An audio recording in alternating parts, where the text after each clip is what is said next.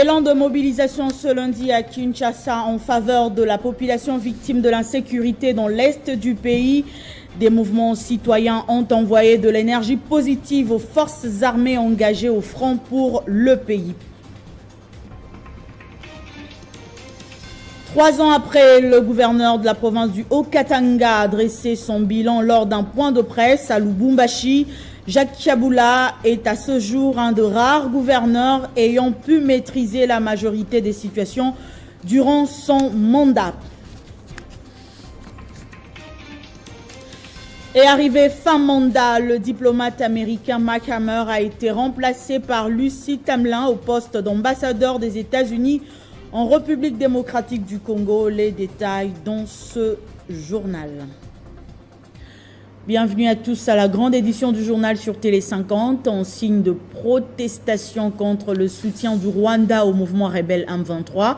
Des jeunes de Kinshasa étaient en sit-in ce lundi à la place de la Gare dans la commune de la Gombe, munis des bougies à la main pour dire non à cette énième agression contre des civils perçus comme provocation du Rwanda. Plusieurs manifestations sont prévues durant la semaine dans la capitale. Et des personnes de toutes catégories ont manifesté leur soutien aux forces armées congolaises engagées dans ce combat pour le retour définitif de la paix dans l'est du pays. Et dans le même registre, la dynamique progressiste s'est mobilisée pour demander au gouvernement de la RDC la rupture des relations diplomatiques avec le Rwanda. Elle dit non à toute forme d'agression et à tout projet de balkanisation du Congo. Il s'agit d'une marche pour protester et contester les atrocités et la guerre nous imposées à l'Est par le Rwanda. C'est ce lundi que la dynamique progressiste a pris la direction de l'ambassade du Rwanda. Les écrits sont visibles et sont scandés le long du chemin jusqu'au devant l'ambassade pour un sit-in patriotique. Au-delà des mesures déjà prises par le gouvernement, elle demande à la RDC de rompre les relations diplomatiques avec le pays de Kagame.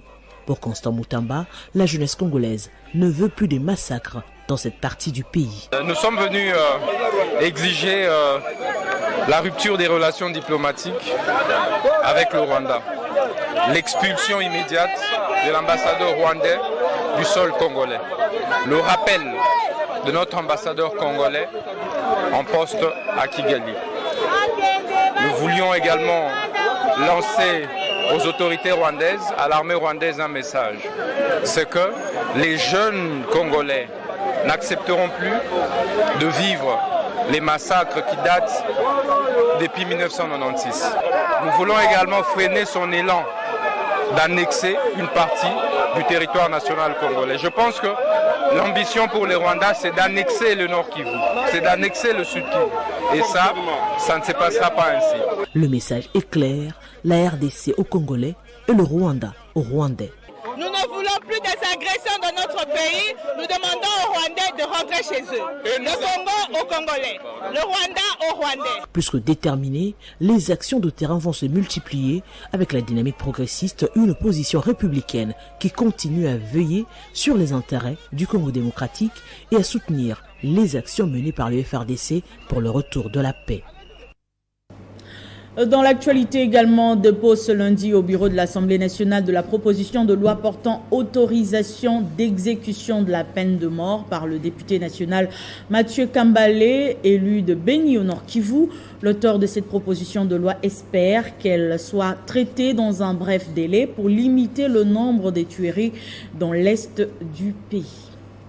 Les provinces de l'Ituri et du Nord Kivu sont déstabilisées par de nombreux groupes armés qui se font et se défont au gré des conflits sur fond de pillages, viols et meurtres depuis une vingtaine d'années. Certains groupes rebelles sont soutenus par le pays voisin de la République démocratique du Congo avec l'appui d'autres Congolais.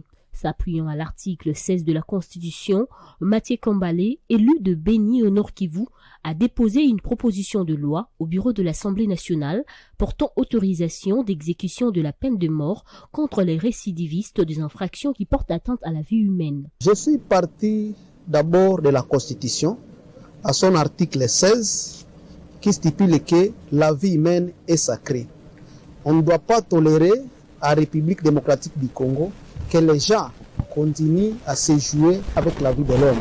Mais aussi, il faut savoir que depuis 2003, il y a eu un moratoire qui a mis fin à la peine de mort. Aujourd'hui, nous avons le président Félix Tshisekedi au pouvoir. C'est comme ça que j'ai proposé une loi qui doit aider aussi le président de la République à bien faire son travail. La présente proposition de loi comporte 6 articles, notamment l'autorisation de l'exécution de la peine de mort en précisant les types de criminels contre qui il faut l'exécuter, l'indépendance du juge dans l'appréciation du degré de récidivisme, le délai des 6 mois en déant lequel la peine de mort prononcée doit être obligatoirement exécutée pour les criminels visés par la présente proposition de loi, les conditions dans lesquelles la présente proposition de loi sera abrogée, l'abrogation de toutes les pratiques et lois antérieures contraires à la présente et le moment de l'entrée en vigueur de la présente proposition de loi.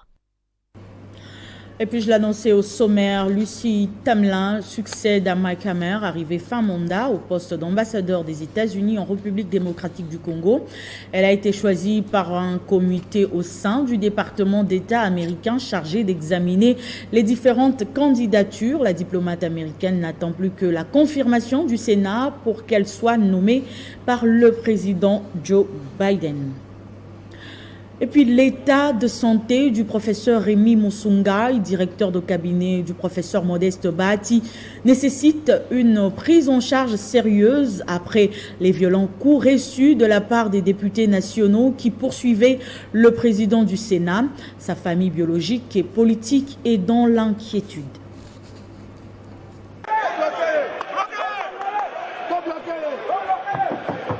C'est en voulant protéger le président du Congrès, Modeste Bahati, que le professeur Rémy Musungai a été atteint par un coup violent de la part des députés nationaux qui les pourchassaient comme un gibier. Chercher à le protéger directement. Ils ont lancé cet instrument-là. Vous allez constater vous-même. Ça me fait terriblement mal. Et lorsque je suis allé, on a fait le scanner. On a constaté qu'il y a cet hématome. Et c'est sérieux. Un degré de violence inacceptable de la part des élus qui ne cadrent pas avec leur éthique, de leur honorabilité. Donc c'est vraiment un contraste. N'eût été les réflexes que j'ai développés, c'est sûr que le président du Sénat allait être tué. Parce que on ne peut pas comprendre qu'à la hauteur des responsabilités qu'ils ont, les députés se comportent comme des personnes, j'évite des qualifications, des personnes qui ne sont pas utiles à leur société. Ce qui a été fait a été correctement fait par les deux présidents, le président de l'Assemblée nationale et de son collègue. C'est son collègue du Sénat. Sous les chocs et des douleurs intenses, Rémy Musungai a accordé son pardon sincère à ses députés. Et puis c'est une première chez Transco. Près d'une décennie après sa création, l'entreprise publique peut enfin voler de ses propres ailes. Le nouveau comité directeur a pu acquérir des bus pimpants neufs et ce grâce au financement propre de l'entreprise. Regardez. C'est le fruit de la foi dans ce que le président de la République nous a donné comme orientation. Il nous a demandé de cerner toutes les conditions possibles pour construire la nouvelle espérance. Nous sommes un grand pays, nous avons beaucoup de potentialités, mais le paradoxe c'est que nous avons des populations plus pauvres, des pauvres de la planète. L'instruction du chef c'est que nous devons construire un État fort, prospère et solidaire. Et dans tout cela, nous devons plus innover. Et nous avons mis Transco sous des conditions de relance. Aujourd'hui, le leadership de Transco est en train de suivre les orientations nous dictées par Son Excellence Monsieur le Président de la République. Voilà pourquoi le rêve commence à rattraper la réalité. Nous sommes venus à la tête de Transco parce que le peuple avait pleuré auprès du chef, selon qu'ils étaient maltraités. Voilà pourquoi on nous a parachutés ici. On est venu, c'était le chaos total. Mais voilà que le bus ont repris de circuler dans la ville de Kinshasa. On venait de connaître une peunerie. mais Transco en était échappé. On a réparé le bus cannibalisé autrefois. Vous voyez la liesse dans le chef de travailleurs. Nous réservons presque totalement les arriérés de salaire, sans subvention de l'État. Et maintenant, sur fonds propres, nous venons d'acquérir 6 bus. Et les 6 bus ne nous permettent pas de rencontrer le besoin. Mais c'est un temps que nous donnons pour dire à son Excellence, Monsieur le Président de la République, qui est le grand parrain de Transco, comme je ne cesse de le dire, de nous tenir par la main. On va avancer ensemble, on va cheminer ensemble.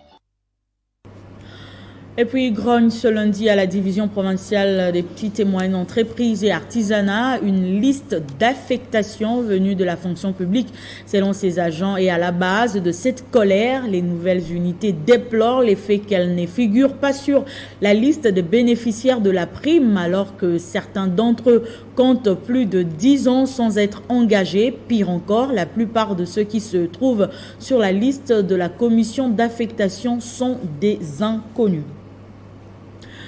On s'envole pour le Haut-Katanga où le gouverneur de province c'était ce lundi devant les chevaliers de la plume et du micro. Jacques Kaboula Katoué a résumé sa gestion de la province 3 ans après son investiture comme chef de l'exécutif provincial du Haut-Katanga.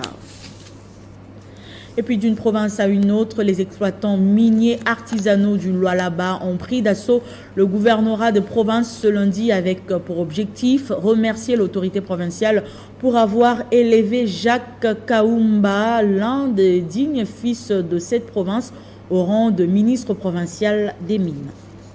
C'est une marée humaine essentiellement composée des exploitants miniers artisanaux communément appelés creuseurs qui a fait le déplacement vers le gouvernorat de la province du Lualaba en scandant des chants pour exprimer leur sentiment de gratitude à l'endroit de la gouverneure intérimaire du Lualaba. Cet échantillon des creuseurs provenant de tous les coins de la ville de Kolosi est venu remercier la gouverneure Haï pour le choix porté sur l'un des fils du Lualaba en la personne de Jacques Kaoumba Mukumbi au poste de ministre provincial de Mines, et ce après la publication de l'arrêté provincial numéro 026 du 25 mai portant réaménagement du gouvernement provincial du Lualaba. L'un des représentants des manifestants a eu des mots justes à placer face à l'autorité provinciale pour le choix porté sur Jacques Kaoumba. Marie-Thérèse Masuka Saini a à son tour exhorté les exploitants miniers artisanaux qu'elle a baptisés récemment des grands travailleurs et d'encourager le nouveau locataire du ministère provincial de Mines, tout en rappelant que la masse artisanale constitue la classe moyenne qui doit bénéficier de l'encadrement adéquat des autorités.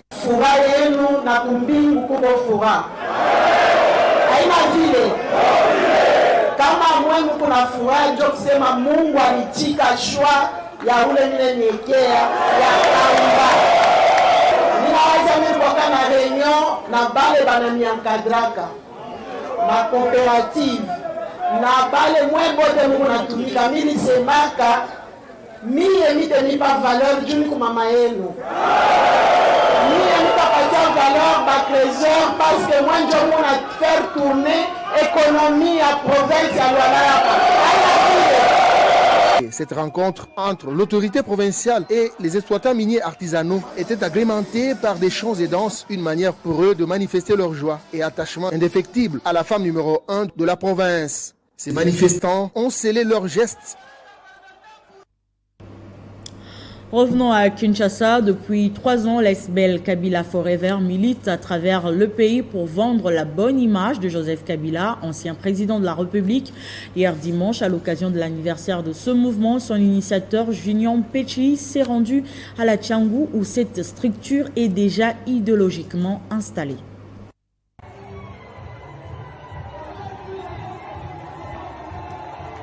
Ce qu'il a de particulier, c'est sa naissance et sa percée bien après le départ de Joseph Kabila du pouvoir.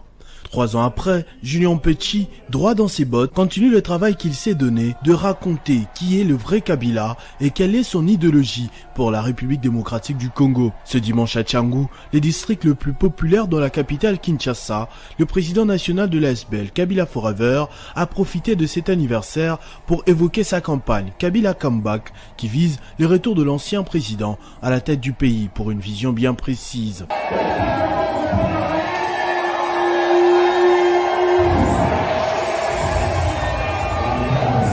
Un message visiblement bien accueilli par les Kinois qui ont déjà pris l'habitude de l'ovationner à chacune de ses apparitions, surtout ici à Tchangou.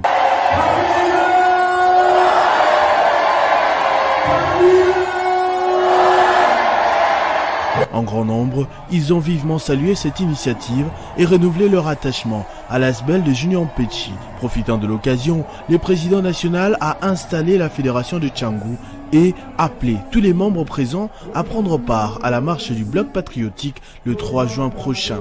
À cause de la désinformation systématique sur terrain, il était difficile, voire impossible il y a 4 ans, de voir autant d'Équinois réunis à Tchangou au nom de Joseph Kabila. Grâce à Junior Mpetshi et son ASBEL Kabila Forever, la vérité s'est rétablie petit à petit et il n'est pas prêt de s'arrêter aujourd'hui.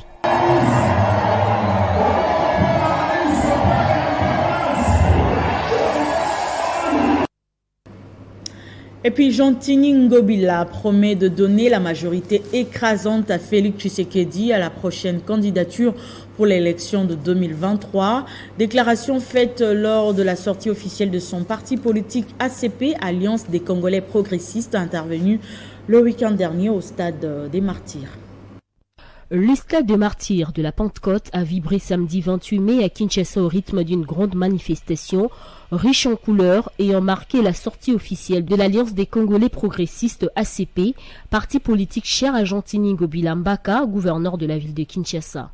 Devant de milliers de militants venus aussi bien de toutes les communes de la ville que de provinces du pays, voire de l'extérieur de la République démocratique du Congo, l'autorité morale de cette nouvelle formation politique a mobilisé pour un seul but, la réélection de Félix Antoine Tshisekedi lors de la présidentielle de 2023 qui se pointe à l'horizon. Droit dans ses bottes, Jantini Ngobila a souligné que l'Alliance des Congolais progressistes est créée entre autres pour soutenir les actions du président de la République qui, selon lui, est en train de réaliser des prouesses dans plusieurs secteurs de la vie nationale, notamment pour avoir boosté la croissance économique, le respect de droits humains, la sécurité ainsi que le retour de la RDC dans le concert des nations. Témoignons notre reconnaissance à la plus haute autorité du pays, à savoir son Excellence M. Félix Antoine Tshisekedi Tshilombo. Affirmons qu'il est d'ores et déjà notre seul et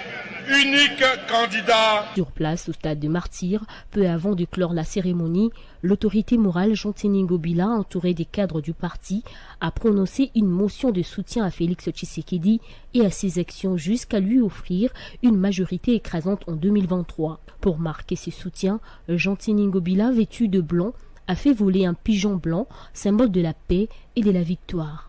L'Alliance des Congolais progressistes a pris 9 mois pour son installation et l'enregistrement officiel de ses statuts. Ce temps correspond nettement à la durée nécessaire pour l'enfantement d'un nouveau-né.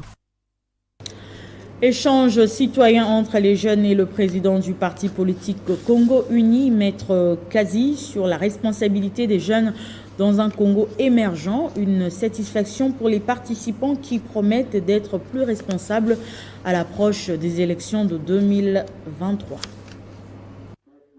Ils sont venus répondre à l'appel du parti politique Congo Uni, dont l'initiateur est Maître Kazi. Ces jeunes ont échangé sur un sujet les concernant, bâtir un Congo émergent pour une jeunesse responsable. Ces entretiens pour Maître Kazi, ces entretiens devront éveiller la conscience de la jeunesse à plus de responsabilités et de l'amour de la patrie. Je ne vois pas des dieux dont nous tous, nous avons cet âge-là qui se trouve entre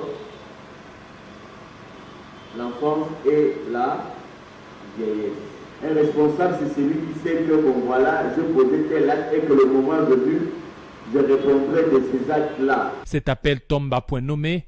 Ces jeunes sur place se disent concernés et promettent d'être utiles à la société congolaise. Dans tout ça, j'ai aimé, je ne suis pas parmi les bénéficiaires, mais je suis un peu parmi ceux qui ont eu l'idée de cet échange, parce que je fais partie de la plateforme qui a fait en sorte que cette journée a eu lieu. Ce que je peux retenir, c'est cet échange ouvert entre le président et la jeunesse congolaise.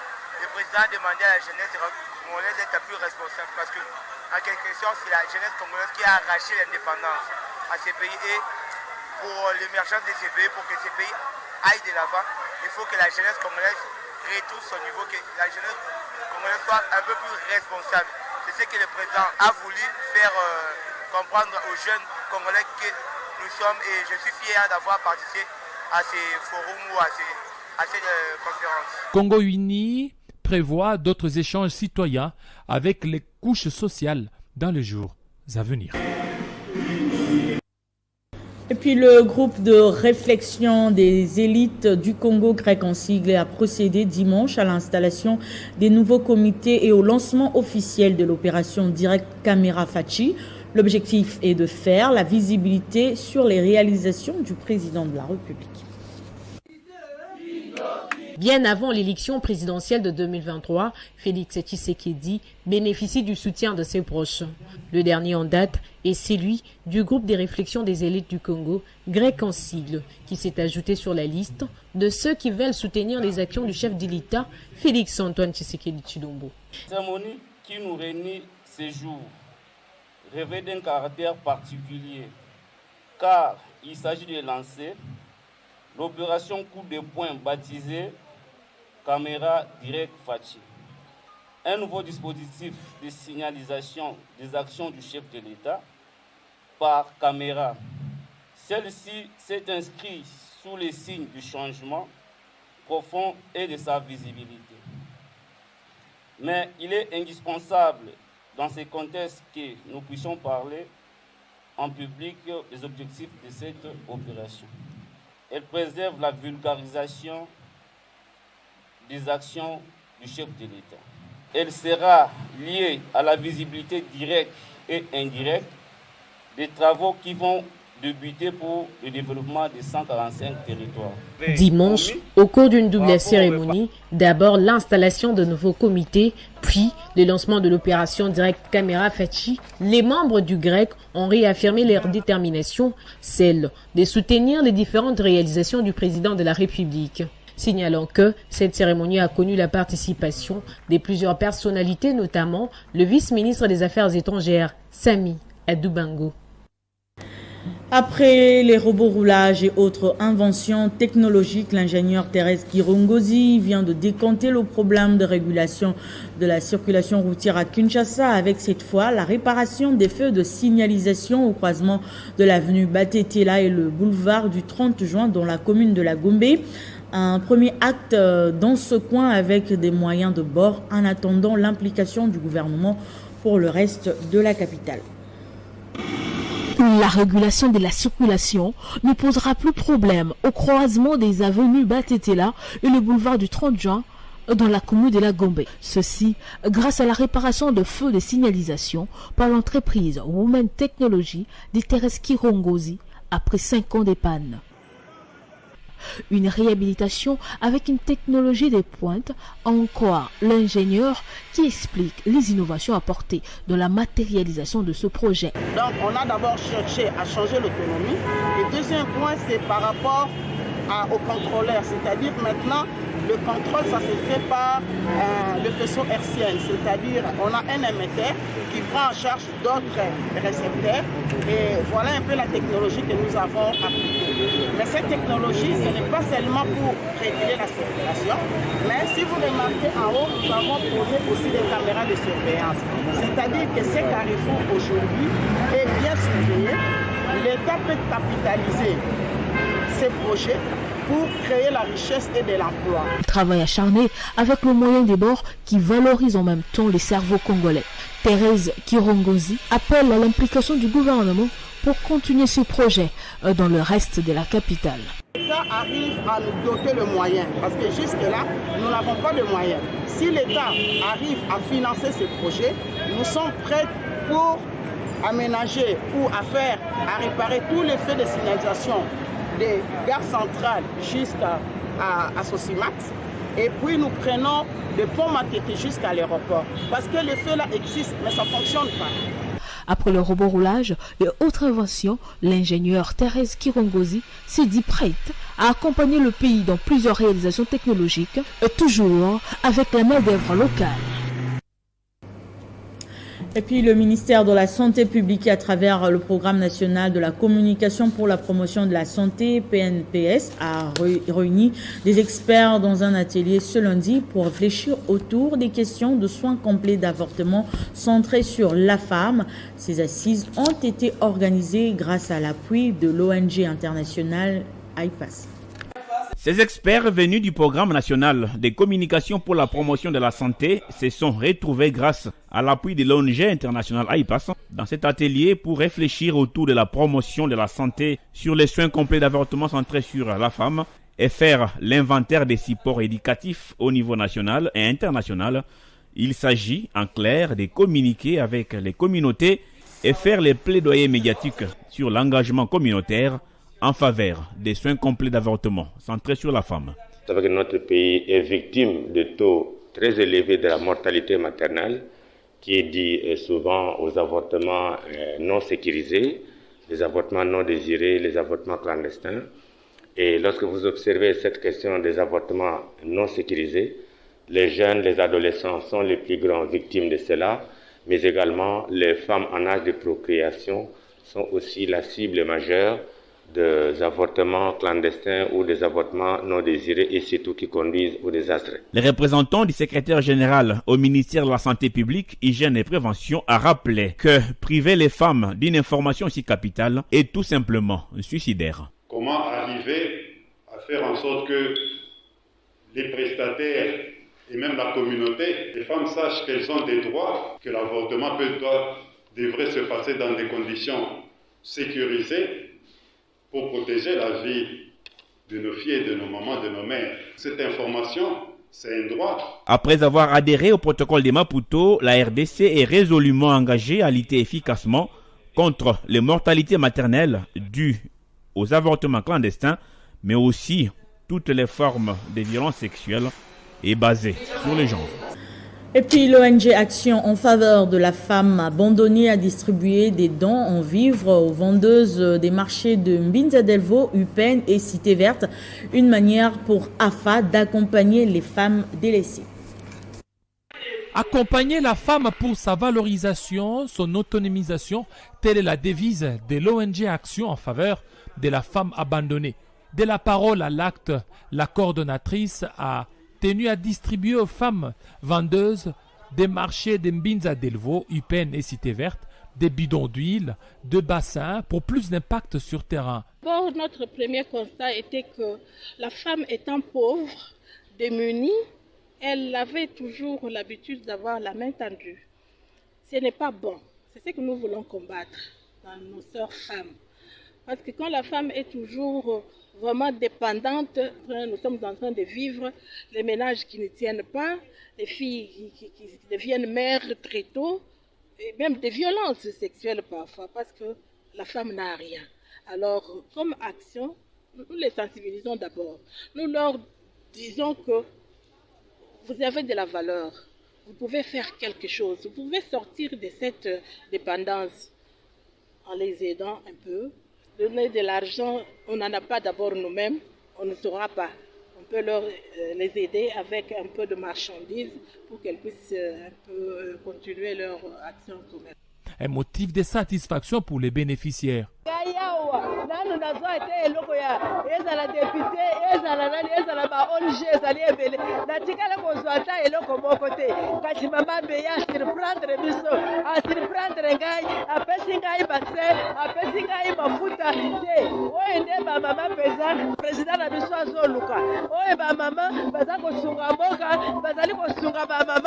L'ONG AFA s'inscrit dans la vision de la prise en charge des femmes abandonnées et promet tout son soutien à toutes les femmes de la République démocratique du Congo.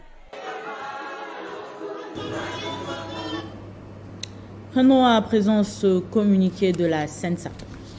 La Caisse nationale de sécurité sociale des agents publics de l'État, SENSAP en sigle, porte à l'attention de tous les agents de carrière des services publics de l'État mis à la retraite avant l'année 2017 ainsi que leurs rentiers conjoints, survivants et orphelins, y compris ceux des agents décédés en cours de carrière avant 2017, qu'ils sont dorénavant assujettis au régime de sécurité sociale de la SENSAP. Conformément à la vision du chef de l'État, ce transfert fait suite à la réforme de la retraite pilotée par son Excellence, Monsieur le Vice-Premier ministre, ministre de la Fonction publique, suivant les résolutions du Conseil des ministres du 13 mai 2022. Cette réforme offre l'avantage d'une augmentation allant de 300 à 800% des montants de pension et rentes servies actuellement par l'État aux bénéficiaires concernés à condition de remplir les critères légaux de maintien de droit. De ce fait, toutes les personnes concernées devront se préparer pour un contrôle des dossiers physiques et l'octroi de la carte de sécurité sociale de la SENSAP dans la période du 1er juin au 8 juillet 2022. Les dossiers à présenter est composé de documents ci-après: une carte d'identité valide, une copie de l'acte d'admission sous statut, une copie de l'acte de mise à la retraite, l'acte de mariage, l'attestation des compositions familiales. Si le titulaire est décédé, les ayants droit devraient adjoindre à ces documents l'acte de décès du titulaire de la pension, l'attestation de veuvage, le procès verbal du conseil des familles désignant le liquidateur et l'attestation de fréquentation scolaire des enfants de l'agent décédé. Pour les bénéficiaires basés à Kinshasa, le contrôle s'effectuera aux installations de la SENSAP 6 au numéro 473, boulevard Lumumba, 8e rue Limité résidentielle, et au deuxième niveau L4 du bâtiment de la fonction publique à la Gombe. En province, aux différents sites qui seront communiqués par les chefs des divisions provinciaux de la fonction publique en charge de retraités et des rentiers. Tous les paiements effectués actuellement par les trésors publics au profit des personnes concernées seront définitivement clôturés dès début juillet 2022. Seuls les bénéficiaires ayant participé au contrôle continueront d'être payés par la SENSAP. Pour plus d'informations, les personnes concernées peuvent contacter la SENSAP au numéro 082 99 08 482. Les rappels de titres à présent. Élan de mobilisation ce lundi à Kinshasa en faveur de la population victime de l'insécurité dans l'est du pays. Des mouvements citoyens ont envoyé de l'énergie positive aux forces armées engagées au front pour le pays. 3 ans après, le gouverneur de la province du Haut-Katanga a dressé son bilan lors d'un point de presse à Lubumbashi. Jacques Kabila est à ce jour un de rares gouverneurs ayant pu maîtriser la majorité des situations durant son mandat. Arrivé fin mandat, le diplomate américain Mark Hammer a été remplacé par Lucie Tamelin au poste d'ambassadeur des États-Unis en République démocratique du Congo. Vous avez suivi les détails dans ce journal. Merci de nous avoir suivis et restez fidèles au programme de Télé 50 et de Radio 50.